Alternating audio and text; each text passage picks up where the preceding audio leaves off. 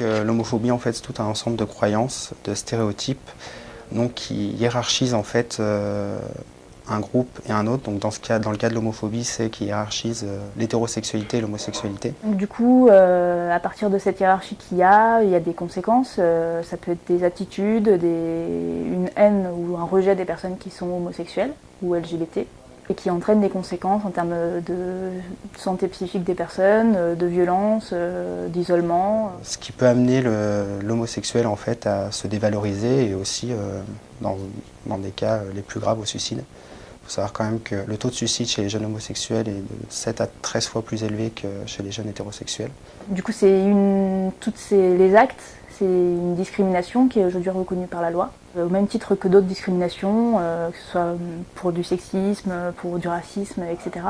On entend encore que l'homosexualité est une maladie, hein, donc il faut savoir que quand même l'homosexualité a été enlevée de la liste des maladies quand même. Donc, Du coup, c'est dans ce contexte-là que l'association Rimbaud elle propose son projet associatif pour lutter contre les causes et les conséquences de l'homophobie.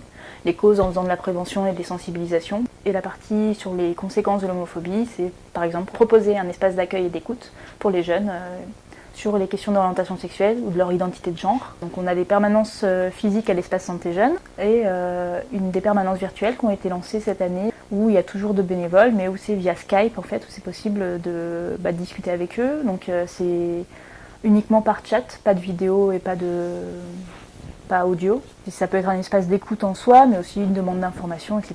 Comme en permanence physique finalement. C'est confidentiel et gratuit. C'est pas forcément venir parce qu'on a des gros problèmes, parce qu'on est en rupture familiale ou on a été victime d'homophobie au sens violence physique, verbale grave. Évidemment, on est là pour ça aussi. Mais voilà, aussi parce qu'on a envie d'en parler, parce que cet espace-là, il n'est pas offert partout. Et ça reste quand même globalement tabou, du coup, voilà. Ici, on est libre d'en parler, donc on peut le saisir. Voilà, nous on est là, on tient les permanences coûte que coûte. 2 fois par mois à l'espace Santé Jeunes, du coup, le mercredi matin de 10h30 à 12h30 et le vendredi après-midi de 15h30 à 17h30. Et également en permanence virtuelle, du coup, le mercredi, une fois par mois, le mercredi soir de 19h30 à 21h30. Et du coup, on sera 2. Faut venir nous voir, il y a du café, c'est confortable et on est plutôt sympa. Ouais, généralement. Voilà. En tout cas, on mord pas. Voilà, ça c'est sûr.